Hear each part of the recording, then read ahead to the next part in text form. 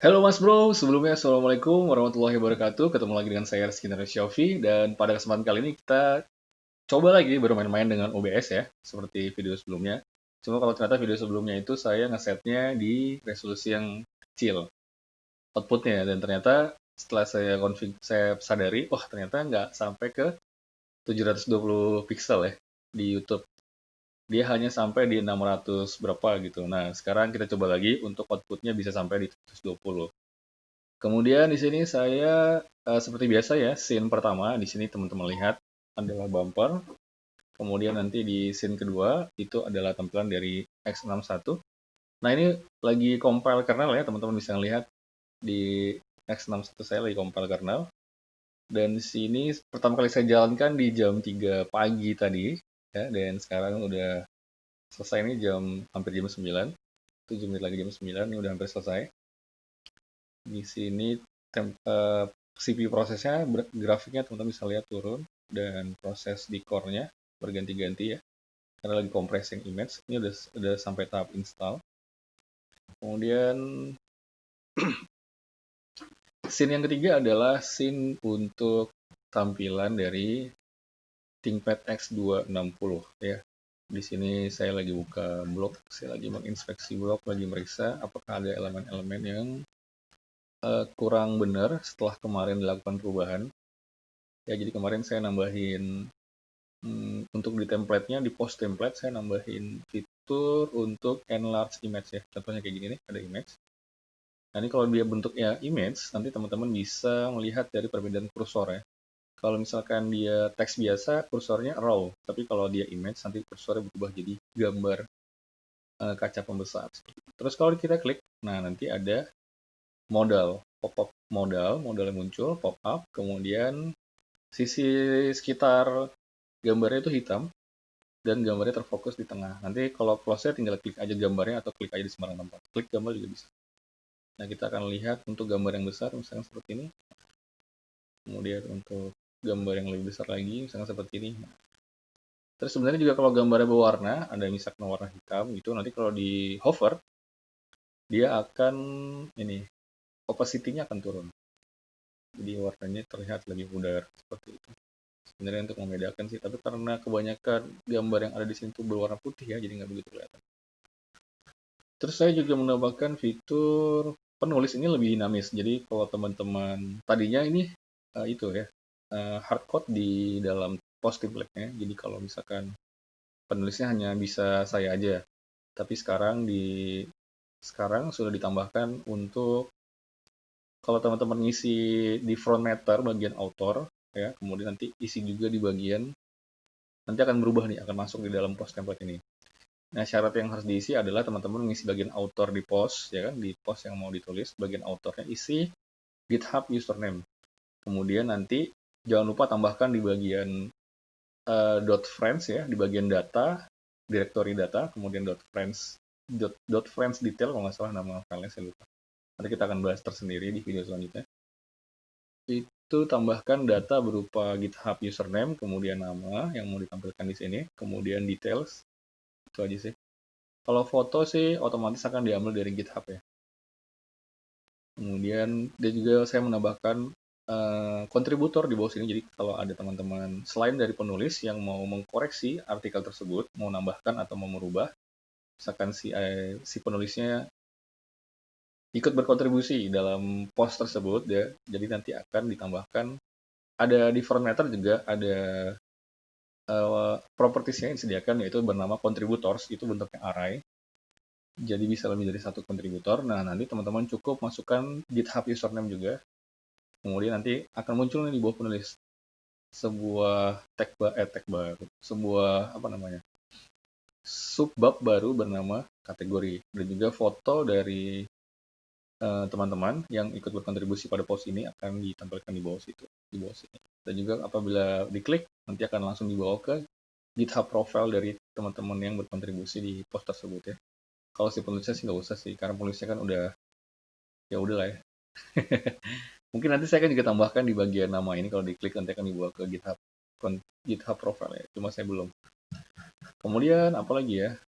Oh, ini kan scene ketiga ya. Scene ketiga tampilan X260. Kemudian kalau scene keempat, ini adalah tampilan dari webcam. Jadi terfokus ke webcam. Nah, di sini mungkin hasilnya kurang begitu bagus karena webcam yang saya gunakan nih sekedar aja, webcam sekedar. Jadi harganya di bawah 100.000 kalau nggak salah. Saya belinya di Jaknot tahun 2017 atau 2018, saya lupa. Kemudian murah, karena murah meriah kita iseng beli. Nah, di sini mungkin nanti di scene keempat saya bisa gunakan untuk diskusi, ngobrol, mengutarakan apa yang saya pikirkan dari sesuatu, ya. Kemudian, nah kita kan di sini saya akan coba untuk, nah kan sebelah kanan teman-teman tuh ada QR code ya dari GoPay sama OVO. Kalau di scene 1 dia ada satu link aja ya. Nah kita akan coba dulu yang di scene 4 ini, yang kecil-kecil QR code-nya. Kita akan coba dari GoPay dulu ya. Sini saya buka GoPay. Kemudian saya udah nyalakan QR code ya. Oke, QR code. Kemudian saya akan scan nih, si GoPay.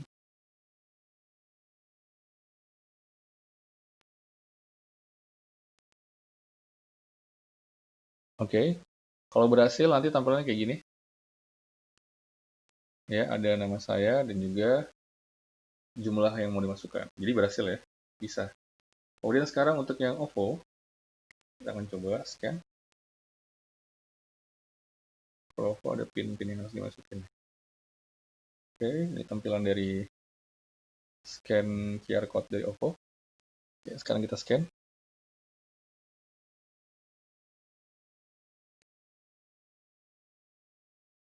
Oke, masuk.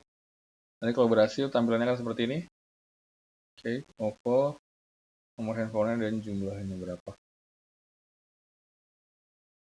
Nah, kalau di OVO, bedanya data-data yang ditampilkan, kalau di OVO ini nomor handphone saya terbaca nih.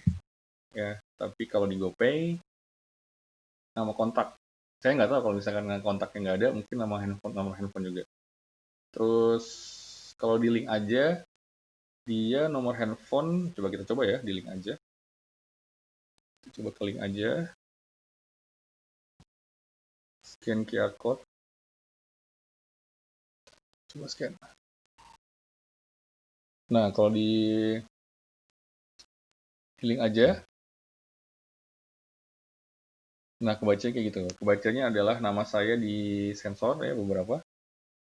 Nama saya di sensor, kemudian ditampilkan nomor handphone juga. Saya sebenarnya kurang begitu nyaman sih karena nomor handphone saya ditampilkan di situ, tapi nggak salah ya. Karena Bismillah aja, mudah-mudahan aman. Kalau nggak aman ya kita coba lebih hati-hati dalam menerima telepon ya. Karena di sini resikonya adalah saya sudah mempublish nomor telepon saya. Nomor telepon saya sebenarnya emang untuk terbuka gitu, bukan untuk kalangan-kalangan tertentu atau teman-teman aja. Nggak masalah sih mau siapa aja telepon. Cuman biasanya dari tahun 2012 itu udah sering banget sejak kerja sama nggak tahu ya. Mungkin karena ngisi pulsa di counter dan sejak itu mulai tuh bermasuk-masuk mulai dari SMS, mulai dari telepon yang mencoba untuk melakukan social engineering. Sebenarnya saya bisa bedakan sih, cuma saya nggak mau bicara di video ini ya. Saya nggak mau bicara di video ini. Nanti kapan-kapan saya bisa bedakan mana yang mau ngelobi dan mana yang enggak. Seperti itu. Oke, kayaknya itu aja untuk video kali ini ya. Jadi di scene pertama kita punya seperti ini, opening atau terima kasih misalkan. Karena saya belum punya opening. Kemudian scene kedua ini adalah ThinkPad X61 tampilannya.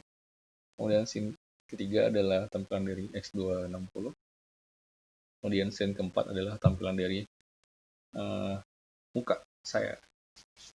Oke, sekian itu aja untuk vlog kali ini. Mudah-mudahan, oh ya, mungkin teknologi yang saya gunakan di sini, saya akan jelaskan kapan ya? Sekarang aja kali ya. Saya akan jelaskan sekarang. Jadi di sini untuk ThinkPad X61 ya, scene yang ini, scene yang ini, Ini saya gunakan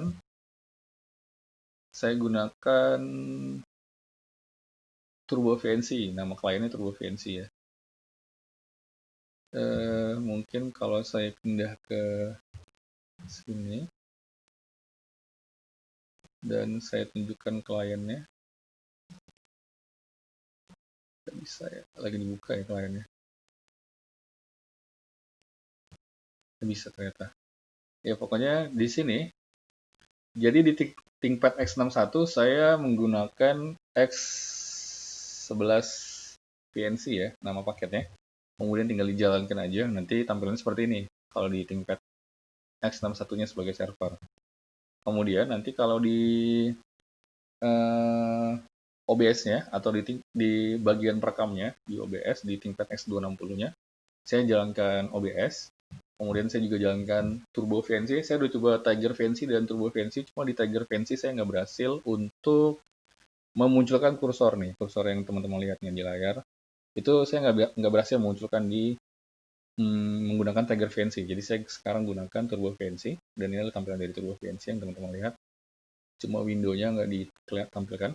Nah, di OBS tinggal diatur aja nih, mau susunan kayak apa, mau resolusinya bagaimana, mau di crop atau tidak, gitu. Terus, itu aja. Jadi, semua audio, kamera, dan audio masuknya di ThinkPad X260 dan prosesnya di ThinkPad X260. Ini sekarang prosesnya lagi recording ya. Kalau kita coba buka, kita akan coba buka Task Manager. Kita akan lihat nih, proses si ThinkPad X260 nih recording. Bagaimana sih performance-nya. Nah, ini dia. CPU usage-nya, memorinya, Ethernet, dan nah oh ya, kenapa saya pakai Ethernet? Jadi untuk koneksi VNC-nya, ini saya gunakan Ethernet memang. Nggak kelihatan ya, sorry di sini. Nah, ini dia. Jadi ini adalah CPU usage, memori, dan Ethernet ya. Jadi VNC-nya ini saya konekkan antara dua laptop, tidak menggunakan WiFi ya. WiFi-nya di belakang nggak kelihatan. Jadi saya gunakan Ethernet. Nah, di sini Ethernetnya saya koneksikan antara dua laptop dengan IP statik ya. Istilahnya apa ya? Saya lupa deh. Saya lupa istilahnya apa. Udah lama nggak mainan jaringan. Jadi saya gunakan kabelan Ethernet untuk koneksi antara kedua jaringan, kedua laptop. Ini teman-teman bisa lihat nih grafik dari Ethernetnya seperti itu. Ya. Dan WiFi-nya 0 karena WiFi di sini di kedua laptop hanya digunakan untuk internet aja. Jadi untuk sambungan kedua laptop itu saya gunakan Ethernet. Dan di sini jadi VNC-nya menggunakan Ethernet. Seperti itu. Terus ini lagi proses rekaman ya, CPU usage-nya di X260 ini kita bisa lihat bagus ya. Gak terlalu tinggi, 33%. Kemudian GPU-nya juga bisa klik 3D rendering-nya seperti itu. Kemudian apa lagi ya? Memori X260 saya ini memiliki memori 8 GB yang kepakai 3,6 GB. Nah, ini tampilan dari Ethernetnya, grafiknya. Receive 248 kbps. Coba kita pindah ke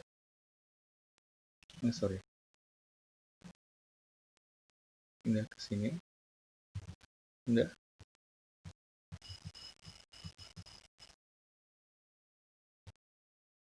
Oke, ya kayaknya kayak gitu aja yang bisa saya share ya untuk vlog kali ini. Jadi itu cara saya untuk memanipulasi jadi supaya nggak tetap bisa produktif walaupun nggak punya capture card yang ya karena harga capture card jujur aja belum mampu kembali ya, cukup mahal, belum mampu mengalokasikan dana ke sana, takut nggak begitu kepakai. Jadi sementara sambil ngelihat dulu apakah saya bisa seperti ini, kita sambil testing coba-coba kita gunakan dulu yang ada. Nah, kita gunakan ada webcam yang murah, kemudian mikrofon seadanya, dan laptop yang sudah ada, dan kita gunakan VNC server, Turbo VNC client, dan OBS seperti ini. Ya sekian, mudah-mudahan video kali ini dapat sedikit menginspirasi teman-teman. eh, nggak usah subscribe ya, nggak usah like juga. Tapi kalau misalkan mau juga nggak apa-apa, karena menurut saya ini hanya vlog saja untuk catatan pribadi, dokumentasi pribadi. Tapi kalau teman-teman ngerasa perlu, nggak masalah, silahkan di subscribe, silahkan komentar, silahkan bertanya juga. Saya sebisa mungkin akan menjawab. Terus kalau saya belum sempat menjawab, saya mohon maaf banget kalau misalkan belum sempat menjawab.